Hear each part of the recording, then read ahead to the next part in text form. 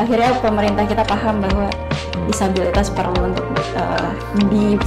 difokuskan dan dipandang serius ya Pak. Ya, melaporkan, memberantas korupsi begitu ya, kemudian itu memberikan dampak yang derajatnya itu kalau untuk kawan-kawan disabilitas, korupsi itu akan lebih merusak ketimbang untuk yang lain begitu. Infrastruktur yang dari negara kita tercinta ini kan belum ramah disabilitas. Betul-betul memiliki prinsip hak asasi manusia itu adalah no one behind, tidak boleh ada satupun yang tertinggal. Ya, siapapun mereka, bagaimanapun kondisinya, apapun hambatannya, harus betul-betul mendapatkan apa yang menjadi kebutuhan dan haknya.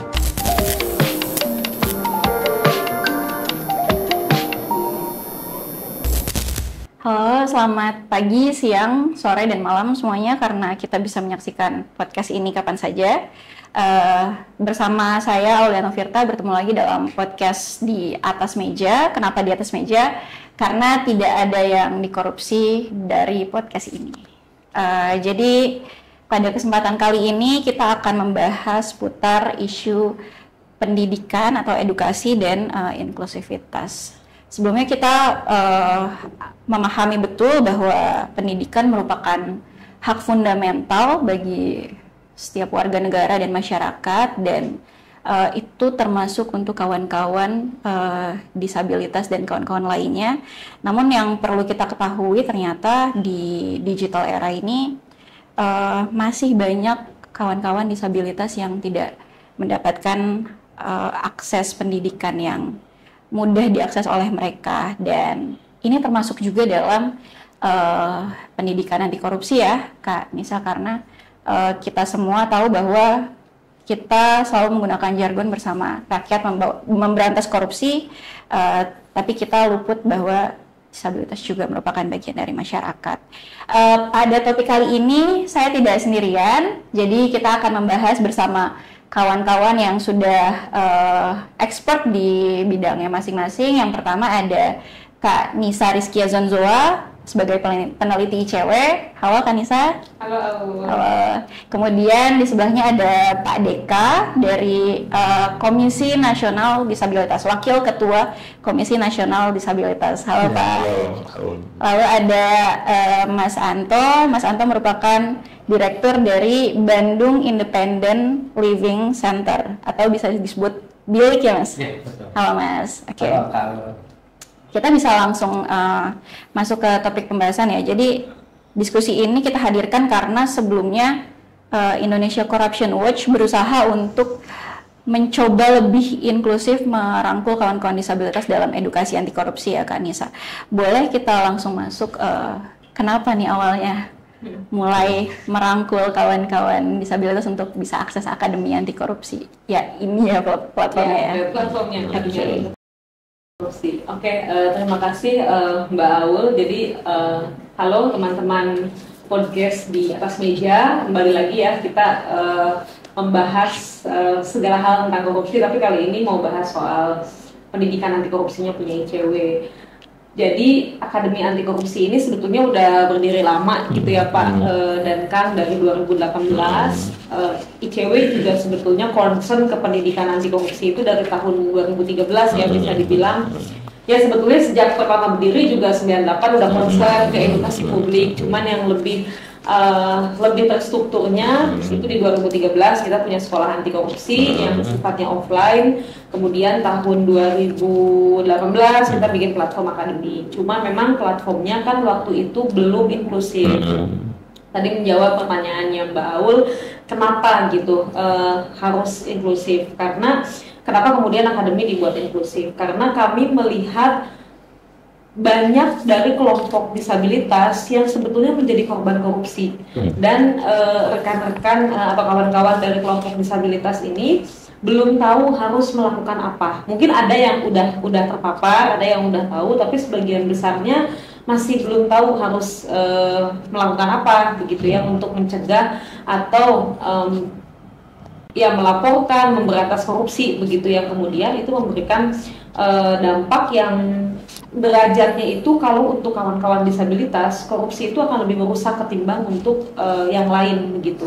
Nah sehingga di platform kami yang mana ini ada 24 modul terkait dengan anti korupsi, ada berbagai macam topik, ada pengadaan barang jasa, ada advokasi pelayanan publik, ada sejarah korupsi dan lain-lain. Kami berharap itu bisa menjadi bekal untuk kawan-kawan disabilitas supaya kawan-kawan disabilitas juga bisa turut serta mengawasi kebijakan yang dibuat oleh pemerintah sehingga bisa mengurangi celah-celah korupsi. Dan harapan lebih jauhnya kalau teman-teman disabilitas turut mengawasi, turut melakukan ya pemberantasan terhadap korupsi, dampak-dampak yang dirasakan korupsinya berkurang, dampaknya juga jadi lebih kecil buat kawan-kawan disabilitas. Mungkin itu Mbak. Oke, terima kasih Kanisa, menarik ya. Semua punya potensi untuk jadi korban korupsi, dan kalau misalnya disabilitas nggak tahu cara melawan korupsi, bagaimana mereka bisa protes ketika itu berdampak untuk mereka ya. Sebelum lanjut, aku mau ke Kak Anto dulu ya, karena sebenarnya proses migrasi website atau upgrade dari sebelumnya nggak ramah disabilitas sampai ke ramah disabilitas ini kan juga ICW berkolaborasi ya Kak dengan beberapa lembaga, salah satu yang paling intens itu Bilik ya. Kalau dari Kang Anto sendiri dalam konteks empiris dan melihat websitenya ICW sendiri, tadi Kanisa sudah menjelaskan soal kebutuhan edukasi anti korupsi dan termasuk kawan disabilitas. Apakah proses ini sudah cukup mengakomodir kebutuhan kawan-kawan dalam proses asesmen beberapa kali yang dilakukan sebelumnya? Untuk prosesnya itu sendiri, sebelumnya halo teman-teman podcast di atas meja ya, betul? Di atas meja. Dan di sini kita ingin secara inklusif sedikit memperkenalkan diri. Saya Zulham Fadlian hadir menggunakan kaos bukan kemeja logo Bilik, pakai name tag, tangan panjang berwarna abu ya, celana hitam, sepatu hitam, dan menggunakan visual dialektik. Nah, ini adalah bentuk deskripsi untuk menjelaskan kepada teman-teman yang terkait. Nah, ini sebagai bahan sedikit tambahan edukasi untuk teman-teman di atas meja nih. Kita ada tambahan wawasan baru untuk teman-teman pada semuanya. Nah, terkait tadi pertanyaannya, apakah sudah mengakses atau belum gitu ya. Nah, sejauh ini pengalaman Bilik, teman-teman Bilik saat melakukan UAT di sesi pertama itu sebetulnya sudah mulai mengakomodir kebutuhan dari teman-teman disabilitas secara keseluruhannya, namun ada kondisi-kondisi yang harus diperbaiki tentunya. Nah, dengan adanya pelibatan disabilitas, karena kita bicara disabilitas harus melibatkan disabilitas, nothing about us without us, dan harapannya kan platform digital ini untuk no one left behind, tidak ada satu orang pun yang tertinggal. Maka dari itu kita sangat mengapresiasi sekali terkait hubungan antara ICW dengan Bilik untuk mengakomodir kebutuhan dari platform e-learning yang accessible, inklusif itu seperti apa, dan melibatkan dari ragam disabilitas. Nah, tentunya websitenya itu kebutuhan dari teman-teman disabilitas itu beragam, kebutuhannya berbeda, dan penyelesaian pun akan berbeda-beda. Nah, saat UAT pertama itu kita dari Bilik, dari Bilik, stafnya, pengurusnya, anggotanya itu ragam disabilitas, tidak hanya satu ragam disabilitas tertentu saja, tapi ragam disabilitas. Nah, dari 10 orang yang melakukan UAT saat UAT pertama itu terdiri dari ada gender juga, ada disabilitas fisik, disabilitas sensorik, netra maupun netra dan tuli, intelektual, dan mental. Nah, dari semuanya itu memang ada temuan-temuan yang dirasa hambatan bagi teman-teman dari Bilik itu sendiri. Tapi saat UAT kedua, proses itu sudah sangat progresif sekali, sekarang yang positif dan udah marah aksesibel. Itu sangat kita apresiasi sekali, acukan jempol lah buat ICW gitu. Nah, satu kondisi ada cerita menarik saat UAT pertama itu kan ada dari teman intelektual slow learner itu kan sampai untuk mengikuti Akademi Anti Korupsi ini platformnya itu kan dari sisi bahasanya kan itu agak sedikit Sulit berat ya, dipahami ya. betul, karena kan kita ketahui teman-teman intelektual itu kan perlu adanya penyederhanaan bahasa yang mudah memahami, karena tadi kita konsepnya adalah no one left behind, tidak ada satu orang pun yang tertinggal. Di tengah perjalanan, salah satu teman kami dari bilik, mungkin Kanisa waktu itu lihat secara langsung ya, setengah perjalanan mau pulang, disuruh istirahat dulu. Nah, istirahat dulu. Tapi ketika yang kedua lebih bisa dan bisa mengikuti selesai sampai sertifikatnya itu keluar. Nah, artinya di sini sudah ada perubahan yang sangat signifikan. Lalu dari teman Netra, nah itu untuk dari sisi screen reader, dari untuk bagaimana websitenya itu bisa diakses oleh screen readernya, salah satunya contohnya ya XDA itu. Namun harapannya sih dari akses website yang tersebut sudah developernya itu sudah memang mendesain bisa talkback gitu ya, jadinya harapannya sih tentu website itu sudah tanpa harus ada aplikasi dari luar, websitenya itu sudah bisa diakses. Namun ini kan semuanya dalam proses, kita bertahap. Yang kita ini kan adalah tahapan prosesnya itu, karena tidak semua akses website baik itu dari semua pemerintahan maupun swasta gitu ya. Bahkan kebetulan saya sedang S2 gitu ya, di salah satu universitas yang ada di Bandung, website itu tidak akses gitu untuk nonton sebentar. Nah, ini salah satu contoh. Belum lagi website yang lainnya itu kami tidak adanya pelibatan secara langsung. Nah, ini adalah poin penting yang dilakukan ICW dengan melibatkan secara teori teman-teman dari ICW udah expert pastinya. Nah, tapi tentang disabilitas, kita sebagai praktisi yang mengalami secara langsung, maka ahli dalam kedisabilitasnya, karena Betul. kita mengalami secara langsung gitu sih. Nah, kalau dari teman tuli tentunya itu perlu adanya juru bahasa isyarat idealnya. Di setiap video ya. Betul. Tapi dengan adanya Subtitle atau translate itu salah satu memudahkan untuk teman-teman dari tuli bisa mengakses informasi. Dan kalau untuk teman mental, karena kita sekarang ada di era digital ya, seperti itu, arti dari teman-teman disabilitasnya sudah mulai mengenal dan secara masif saat pandemi.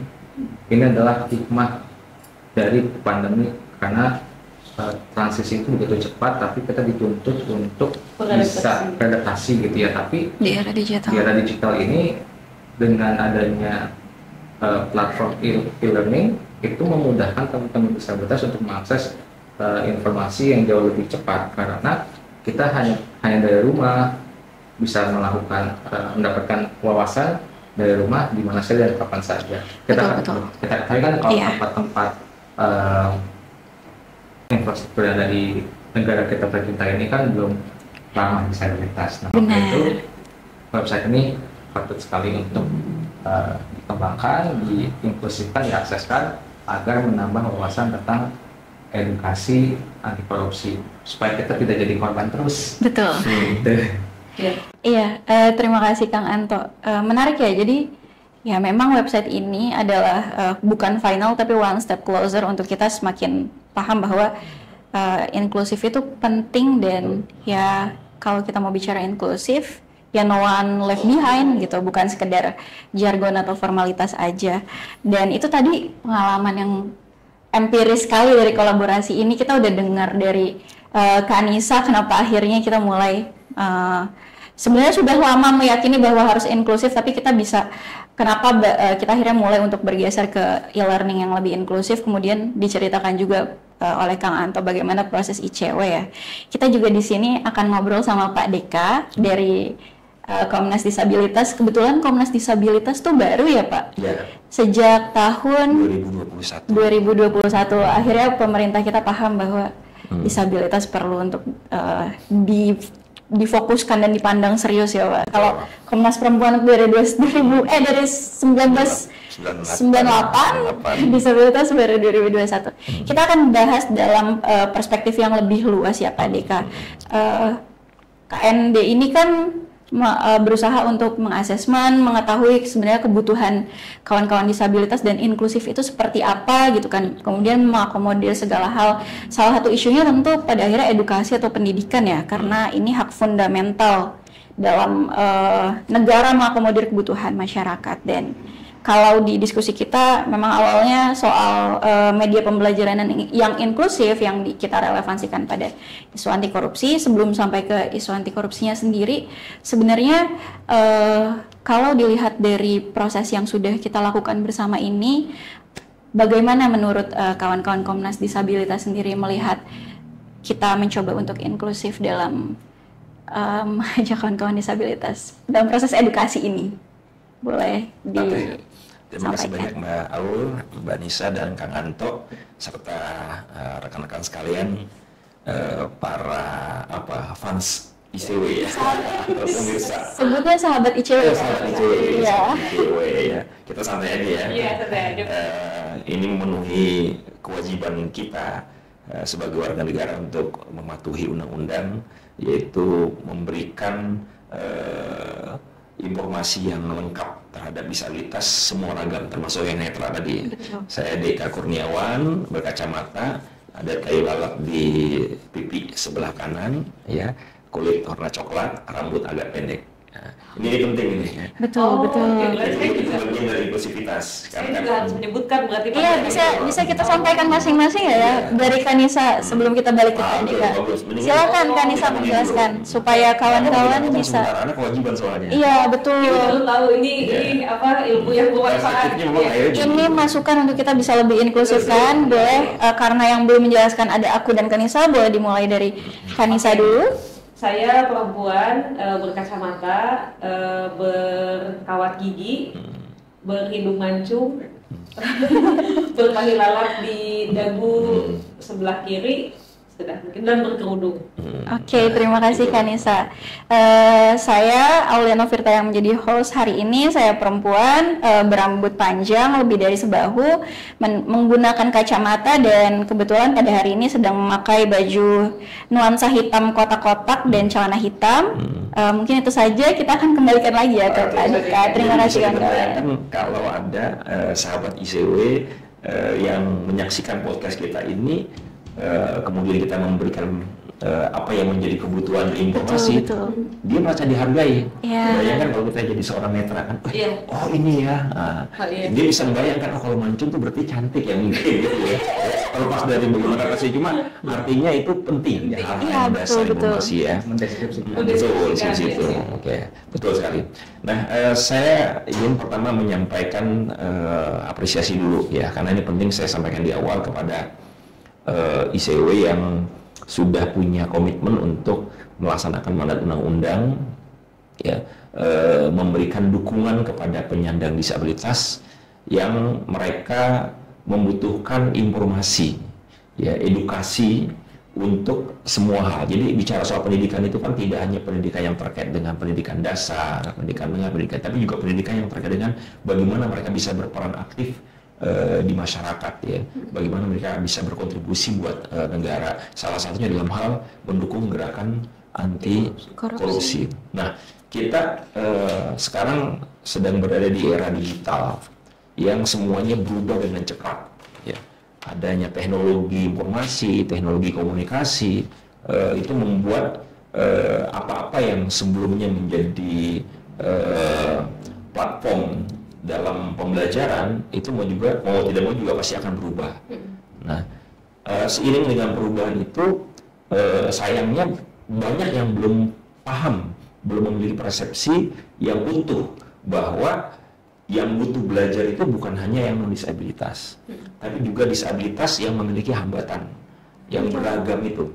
Sehingga ketika kemajuan teknologi itu belum menyentuh apa yang menjadi kebutuhan dan bisa mengatasi hambatan para penyandang disabilitas, maka justru yang terjadi adalah ketidakadilan. Ya, ada semacam ketimpangan digital di situ. Ya, mereka tertinggal jadinya. Padahal kita betul-betul memegang prinsip hak asasi manusia itu adalah left no one behind, nggak boleh ada satupun yang tertinggal. Ya, siapapun mereka, bagaimanapun kondisinya, apapun hambatannya, harus betul-betul mendapatkan apa yang menjadi kebutuhan dan haknya. Nah, terkait dengan platform yang dibuat ya, selamat buat ICW yang sudah bisa menciptakan platform ini, dan saya bilang tadi sama teman-teman nggak ada kata terlambat ya. Meskipun platform pendidikan anti korupsi ini sudah dimulai sejak 2018 ya secara strukturnya ya, walaupun komitmen pasti sejak awal berdiri karena nggak mungkin kita mencegah korupsi kalau nggak ada pendidikan kan. Betul. Ya. Nah, di 2025 ini ya baru secara resmi mulai, nggak ada masalah, dan ini memang menjadi bagian dari proses ya. Nah, saya ingin sampaikan dulu hal yang paling penting adalah ini adalah merupakan bagian dari hak yang mendasar dari para penyandang disabilitas yang disebut dengan akomodasi yang layak ya. Ini adalah merupakan hak akomodasi yang layak. Akomodasi layak adalah modifikasi dan penyesuaian yang tepat dan diperlukan ya untuk menjamin penikmatan dan pemenuhan hak penyandang disabilitas. Jadi penyesuaian itu kan memang bagian dari ranah teknologi kan. Ya, yang tadinya mungkin tidak bisa membaca ya dengan menggunakan penglihatan, ternyata potensinya digantikan dengan pendengaran dengan suara. Gitu kan, yang tadinya tidak bisa membaca karena hambatan penglihatan dengan tulisan dengan braille.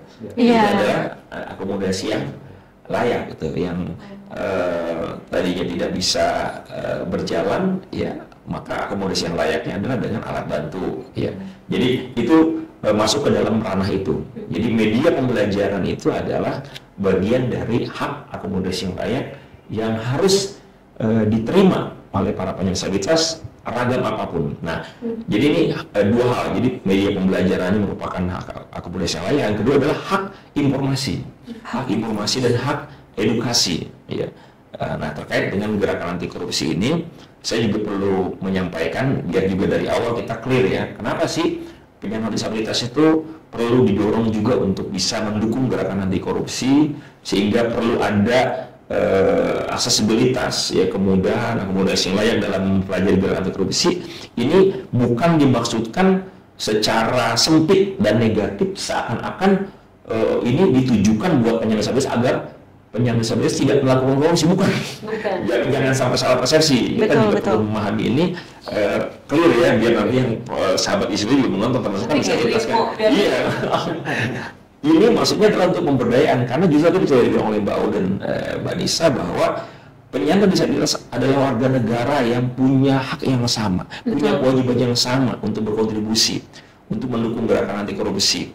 Bahwa kemudian memang korupsi itu bisa dilakukan oleh siapapun ya yang memang mereka punya niat yang tidak baik ya, baik yang disabilitas semuanya, jadi itu hal yang lain. Tapi dalam bab ini adalah kita ingin menjadikan gerakan anti korupsi itu adalah milik bersama, menjadi kewajiban kita bersama, bukan hanya yang non disabilitas, tapi yang disabilitas pun mereka juga punya kewajiban yang sama ya. Nah, dalam sudut pandang KND, apa yang dilakukan oleh ICW ini adalah sebuah bukti bahwa ya masyarakat ya, dalam hal ini kan kita ada state ya, ada negara dan ada masyarakat ya, termasuk organisasi sipil seperti ICW ini pun punya peran yang sangat besar. Dan bahkan sebetulnya apa yang ICW ini malah membantu pemerintah kan. Ya, KPK itu punya direktorat loh, direktorat yang membidangi khusus pendidikan anti korupsi, ya kan? Iya betul kan? Ya, artinya memang apa yang dilakukan ICW ini adalah justru malah memudahkan pemerintah, dan di sisi KND ini juga ada yang memudahkan KND juga. Jadi KND nggak mesti bikin jadi sudah kita tinggal, dan kemudian kita diingatkan nggak perlu mendorong lagi dengan cara yang berulang-ulang karena sudah muncul kesadaran. Ini sebuah bukti bahwa kita sudah makin aware gitu ya terhadap isu disabilitas, bahkan termasuk untuk isu yang dianggap tidak penting oleh penyandang disabilitas, karena kan kadang-kadang orang masih juga melihatnya secara sempit. Bicara soal disabilitas itu adalah hanya isu-isu dasar, isu pendidikan, kesehatan, pekerjaan, kesejahteraan gitu kan. Padahal itu menjadi bagian yang sangat penting yang tidak boleh dilupakan. Jadi saya ingin tegaskan dan garis bawahi bahwa e-learning ini bukan cuma sekedar pilihan atau pelengkap, ya. Dia adalah merupakan sebuah kebutuhan dan fondasi, ya, yang membuat inklusivitas itu baru betul-betul bisa dinyatakan secara nyata kalau memang sudah bisa menyentuh aspek-aspek yang menyeluruh, ya. Dan hal yang juga tidak kalah pentingnya, kami juga mengapresiasi ICW yang sudah memenuhi apa yang memang seharusnya dilakukan sesuai dengan undang-undang, baik yang undang-undang disabilitas yang 865 maupun CRPD, bahwa ketika kita ingin membuat sesuatu langkah besar dalam rangka pemulihan disabilitas, maka yang patut dan yang harus dilakukan adalah melibatkan penyandang disabilitas. Jadi kemitraan yang dilakukan dengan menggandeng Bili dan organisasi itu adalah bukti pemenuhan hak juga. Ya, jadi jangan sampai kita terjebak kepada sikap ableisme. Ini pokoknya ini bagus buat disabilitas, ini inovasi bagus, tapi tanpa melibatkan mereka. Ya, dengan tadi dilakukan ada UAT, ya, melibatkan mereka untuk bagaimana bisa merasakan, menyelami experience seperti apa. Itu adalah bukti bahwa inilah pelibatan mereka. Dan yang kedua juga melibatkan sistem atau ketentuan yang berlaku secara internasional, ya. Ketika ICW menggunakan standar dari internasional, World Content Accessibility itu, ya, WCAG. itu adalah bukti bahwa kita juga nggak sembarangan, nggak menurut kita bagus, menurut kita baik, tapi nggak mengikuti standar internasional. Meskipun tentu nanti di lapangan ada tantangan, ya. Kadang-kadang tetap inklusivitas yang sejati itu harus dikembalikan kepada bagaimana para penyandang disabilitas merasakan, mengalami, dan experience seperti apa. Kadang-kadang itu juga penting untuk diperhatikan, ya, nggak semata-mata standarnya begini secara teoretik, ya, harus secara saklek, nggak begitu juga sebetulnya, karena itu justru malah jadi nggak aksesibel, kan? Jadi nggak inklusif ketika penyandang disabilitas misalnya jadi kesulitan misalnya, ya. Nah, ini hal-hal yang mendasar yang perlu saya sampaikan atas nama KND. Sekali lagi ingin menyampaikan terima kasih kepada ICW dan semua, ya, pihak yang mendukung, termasuk juga teman-teman penyandang disabilitas yang ikut terlibat. Hanya saja memang KND perlu menyampaikan juga agar platform ini nanti bisa lebih luas pelibatannya. Jadi nggak cuma 1, 2, 3 disabilitas, tapi kalau bisa semuanya ada perwakilan, karena biar mereka nggak merasa ditinggalin, kok yang ikut cuma itu doang misalnya, gitu, ya. Nah, tentu memang saya paham ini ada bagian dari proses, ya. Ini kan tahap pertama, tahap kedua, bahkan nanti ada rencana sosialisasi juga, kan? Betul. Sosialisasi. Nah, yang ketiga terakhir penting, bagaimana platform ini juga betul-betul bisa diketahui oleh semua penyandang disabilitas dan mereka bisa tertarik untuk mengikutinya. Ya, kenapa? Karena era digital ini kan sudah merupakan keniscayaan, ya. Dan trennya sekarang walaupun sudah masuk era digital, semakin kemari digitalisasinya itu juga menjadi digitalisasi yang makin rigid, ya. Artinya kalau untuk yang panjang-panjang, kadang-kadang apalagi yang generasi Gen Z, ya, itu ngapain sih capek-capek, gitu. Nah, tantangan kita adalah bagaimana membuat platform ini bisa diterima dan teman-teman disabilitas itu tertarik, ya, karena mereka sudah terbiasa dengan konten-konten yang pendek, singkat, TikTok dan lain-lain, ya, Pak. Ini yang seperti ini kadang-kadang nggak dianggap, udah buat apa sih panjang, capek, satu mobil misalnya bisa 1 jam 2 jam, gitu kan. Buat mereka yang nggak punya masalah itu udah nggak menarik. Itu tantangan kita. Jadi meskipun ini platformnya digital, tapi kita juga harus memperhatikan bagaimana dia bisa dikombinasikan dengan dimensi digital yang lain. Jadi ada juga konten-konten singkatnya yang bisa membuat clue-cluenya, ya. Oh, apa bisa disabilitas itu ternyata juga adalah orang-orang yang punya hak dan punya kewajiban untuk mendukung gerakan anti korupsi. Misalnya seperti itu masukan dari KND, ya, agar ini jangan kelihatan bagus, wah keren, gitu, ya. Ya menurut kita, tapi kalau kemudian usernya para disabilitas sendiri banyak yang belum tahu, kesulitan, kemudian juga nggak tertarik, ya kan, jadi nggak sesuai dengan tujuan kita, kan tujuannya seperti itu kan, memudahkan, ya. Gitu mungkin Mbak Aulia. Oke, terima kasih Pak Deka, menarik, ya.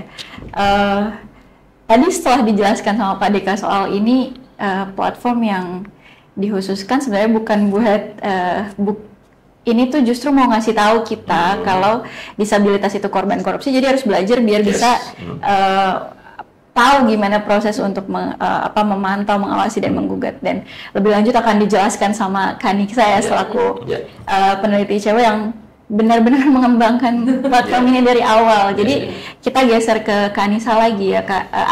Ada satu hal yang menarik di sini yang juga disampaikan sama Pak Deka juga tadi, pertama soal itu mungkin bisa dijelasin urgensi platform ini ya, kayak tadi disabilitas itu kan korban korupsi, bisa dijelasin lagi lebih detail kenapa dia perlu belajar dan lain-lain. Kemudian yang kedua juga disampaikan sama Pak Deka, Akademi Anti Korupsi ini udah friendly belum sih Kak? Tadi kan ada 1 jam sebenarnya, tapi kan ada jeda gitu ya, terus ada games gitu, mungkin bisa diceritakan prosesnya dan perjalanan sama apa sih yang jadi pelajaran waktu kita iya, silakan Kak. Iya, tadi makasih Aul, aku menyambung dari yang disampaikan sama Pak Deka gitu ya. Jadi sebetulnya tadi Pak Deka sempat bilang terima kasih kepada semua pihak yang sudah mendukung gitu ya, Bilik misalnya begitu ya, dan teman-teman kelompok disabilitas lain seperti Mitra Netra atau HWDI begitu kemarin yang juga pernah ikut dalam proses UAT ini. Tapi sebagai informasi teman-teman, kegiatan upgrading website kami ini didukung oleh UNODC begitu ya. Kami mendapatkan dukungan support dari UNODC sehingga keinginan kami untuk menjadikan website ini lebih inklusif, menjadi inklusif begitu, bukan lebih ya, karena sebelumnya memang belum inklusif. Itu bisa terwujud begitu. Kemudian yang kedua terkait dengan, aku sepakat ya tadi Pak Deka bilang terkait dengan kontennya gitu. Nah ini sebenarnya tuh challenging Pak kan di kita gitu. Mungkin Kang Anto mau udah lihat ya, udah mengikuti kemarin, mengawasi langsung ketika UAT. Di Akademi Anti Korupsi ini modulnya ada 24 modul. Tapi memang kan orang yang mau ikut tuh nggak perlu semuanya ambil, tinggal tergantung interestnya mau yang mana. Nah, beberapanya itu memang sebagian besar sih sayangnya ya, sebagian besar itu modulnya panjang. Jadi modul panjang itu adalah modul yang isi videonya, karena di dalamnya itu kan berisi video-video, itu bisa sampai ada yang 30 video, ada yang 35 video, tapi satu video itu durasinya hanya maksimal 8 menit, nggak boleh lebih dari 8 menit. Dan keunggulan lainnya itu nggak perlu diselesaikan dalam 1 hari. Jadi bisa kapanpun, sepunya fleksibel, kapan kita punya waktu bisa diselesaikan. Tapi tadi yang disampaikan Pak Deka juga benar, bahwa kami di ICW juga kemudian dalam 2 tahun terakhir kayaknya Pak Deka dan Kang Anto, kami kemudian mencoba mereformulasi begitu ya terkait dengan modul, sehingga kami punya modul-modul baru yang pendek.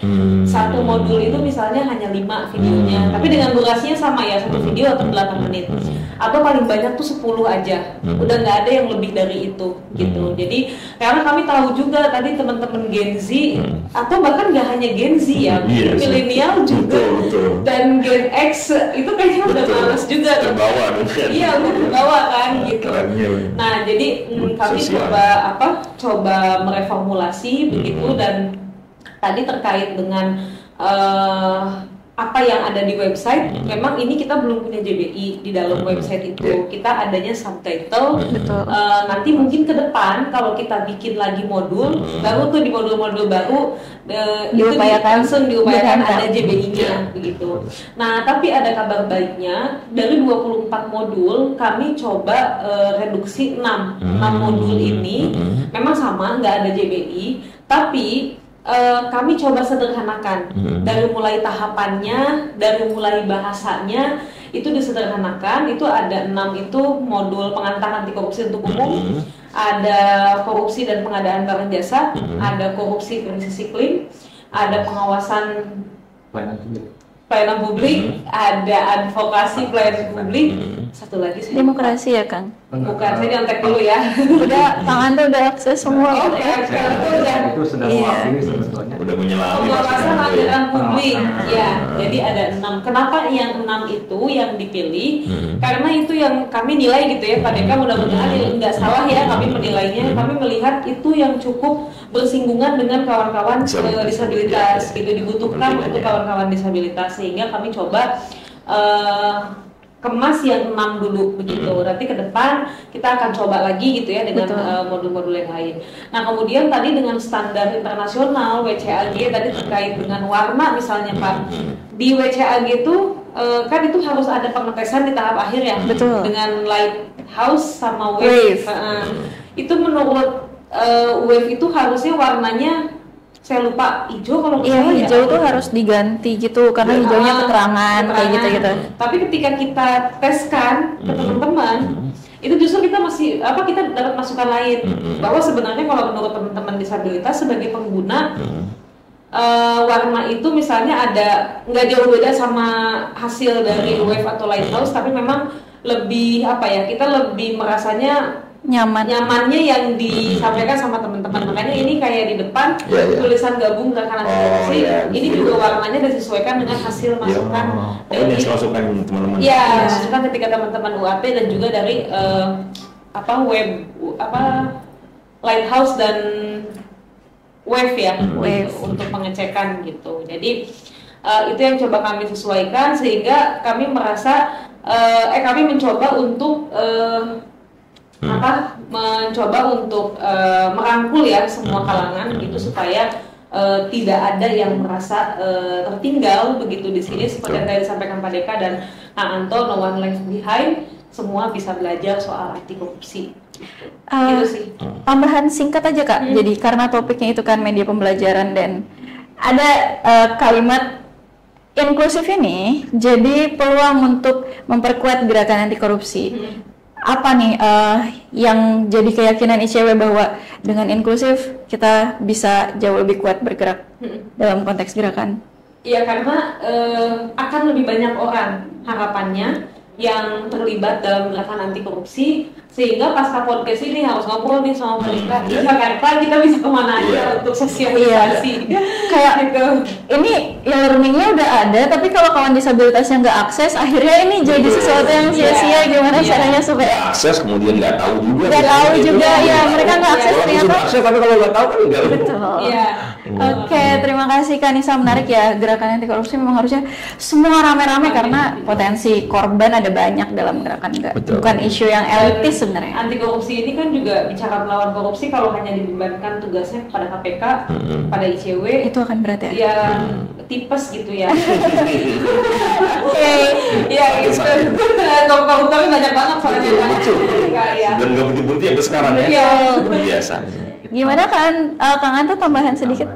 Ini kan kita sudah ICW sudah memulai mendesain secara akses teman-teman disabilitas.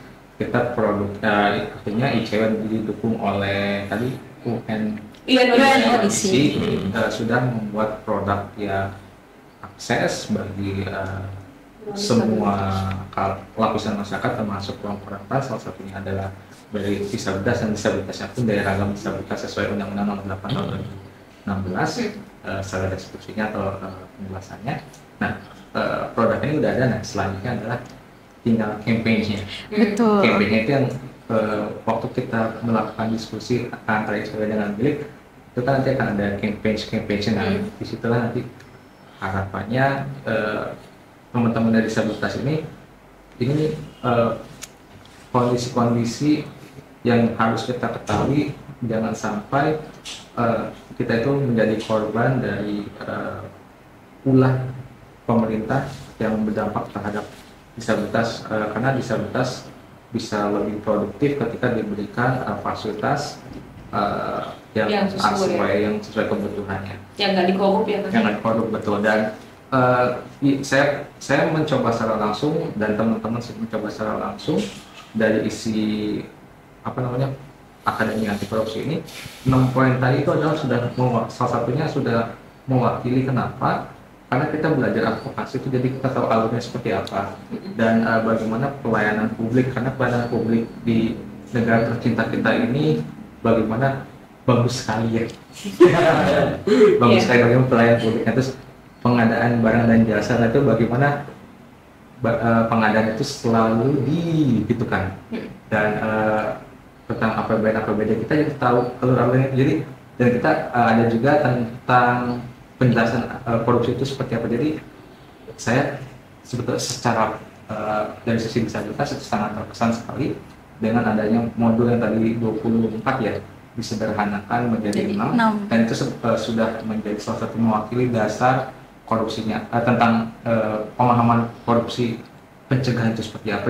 Kita jangan sampai sebagai korban dan jangan sampai menjadi perilaku korupsi. Disabilitas bisa juga berpotensi menjadi perilaku. Nah, dan kita mengenal itu ada pemahamannya tentang edukasi korupsi itu seperti apa dan bagaimana kita pun jangan sampai menjadi korban dan 5 poin tadi itu sudah bisa kita, apalagi di diri sendiri kita bicara milik, salah satunya adalah tentang bagaimana mengadvokasi.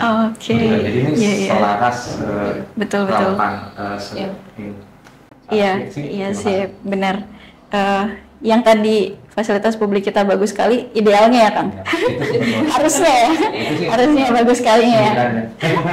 Oke, terima kasih Kang Anto. Mungkin terakhir ya, karena waktu kita nggak cukup banyak di podcast ini, aku mau geser langsung ke Pak Deka untuk last question-nya. Pak, setelah proses kolaborasi yang sudah kami lakukan bersama Bilik dan Komnas Disabilitas ini kan sudah banyak melihat berbagai upaya ya untuk mengakomodir kebutuhan kawan-kawan disabilitas. Yang pertama soal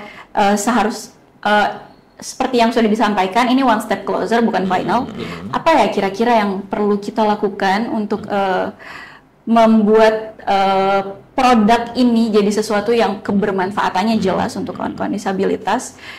Kemudian yang kedua, mungkin ini bisa jadi kritik atau kritik juga untuk lembaga pemerintahan yang mungkin belum terlalu inklusif ya Pak.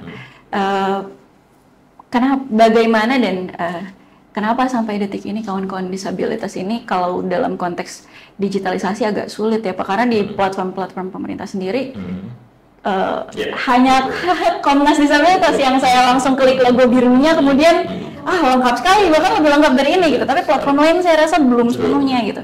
Itu mungkin bisa jadi evaluasi dan refleksi kita bersama, boleh? Oke, baik. Yang pertama soal tentang bagaimana apa yang sudah dilakukan ya, Praktik Baik ini betul-betul bisa memberikan dampak ya. Saya setuju dengan istilah berdampak ya.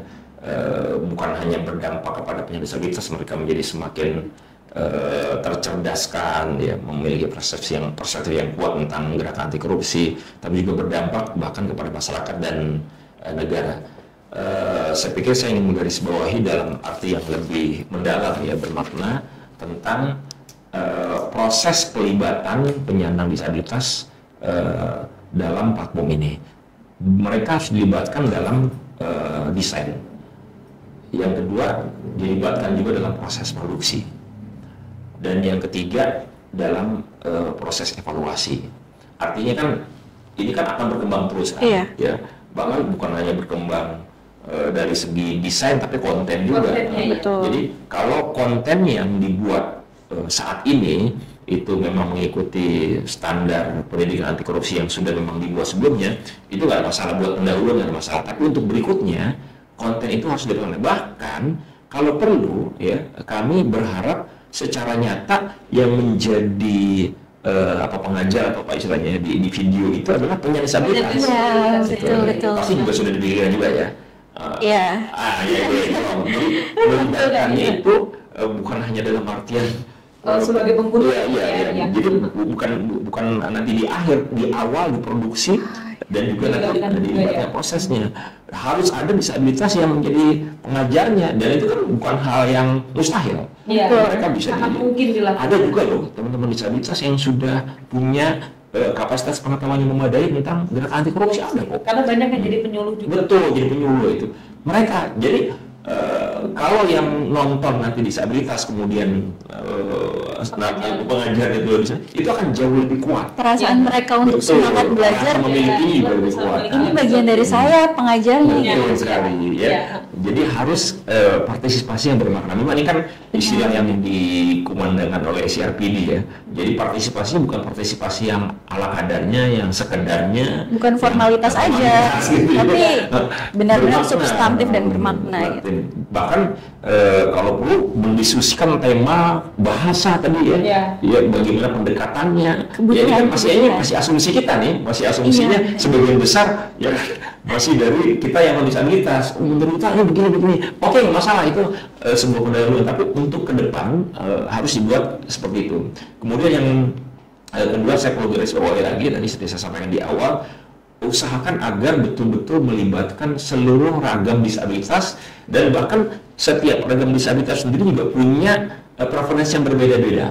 Ya, misalnya netra ya nggak cuma satu tuh, ada preferensinya berbeda-beda. Kemudian juga yang teman tuli ya juga begitu. Jadi boleh kita melibatkan sampel ya, tapi usahakan bisa representatif gitu loh ya, agar jangan sampai ada yang merasa tidak dilibatkan. Ya aja kita ngapain kita mau dukung gitu kan, mereka nanti akan berkata begitu ya. Benar-benar no one left behind. Libatkan itu. Dan yang ketiga adalah perlu tadi strategi komunikasi yang betul-betul sesuai dengan kondisi hambatan dan kebutuhan disabilitas. Bukan hanya secara umum di era digital ini orang tuh makin nggak bisa screen time itu nggak bisa lama-lama gitu kan. Nah itu gimana strategi komunikasinya? Jadi tidak kita hanya lihat oh ini bagus secara penampilan, tapi bagaimana dampaknya? Kita perlu ada ya, Kang Ante ya, perlu ada semacam pengujian survei katakanlah seperti itu untuk memastikan bahwa ini betul-betul akan bisa efektif gitu ya, diakses, diterima dan memberikan dampak pengaruh kepada mereka. Nah jadi ya mungkin karena ini sudah bagian akhir, sekaligus saya mungkin closing statementnya adalah bagi kami Komisi Disabilitas, gerakan anti korupsi dengan disabilitas ini memiliki akar yang sama, yaitu bicara tentang kejujuran, keadilan dan kesetaraan. Kalau ada tindakan yang tidak jujur itu kan akan mencederai keadilan kan, kita sepakat seperti itu. Nah begitu juga kalau sampai ada warga negara yang tidak tersentuh ya, dengan edukasi termasuk tentang konten gerakan anti korupsi, itu juga kan adalah merupakan bentuk ketidakadilan. Seakan-akan mereka dianggap tidak penting, seakan-akan mereka ditinggalkan dan tidak bisa berkontribusi, padahal mereka juga adalah orang-orang yang juga punya yang sama seperti yang lain. Dan terakhir saya juga ingin menggarisbawahi apa yang disampaikan oleh Kang Anto tadi. Ini satu sisi betul tujuan utamanya adalah untuk pemberdayaan, mengedukasi agar mereka menjadi orang-orang yang berpartisipasi untuk mendukung gerakan anti korupsi. Tapi di sisi lain juga ada manfaat yang juga tidak boleh dianggap sepele bagi teman-teman disabilitas. Modul ini, platform ini juga bisa menyadarkan mereka bahwa ternyata korupsi itu ternyata dimulai dari cara pandang, dari mindset, yaitu mindset dan cara pandang koruptif. Ya, ketika tidak amanah, ketika menggunakan wewenang tidak sesuai dengan semestinya, itulah praktik koruptif. Bahkan kalau sampai ada yang punya persepsi bahwa seolah koruptor itu adalah hanya orang-orang yang punya kekuasaan besar, punya jabatan tinggi, enggak juga. Ya, bahkan perilaku koruptif itu dimulai dari orang-orang yang justru nggak punya.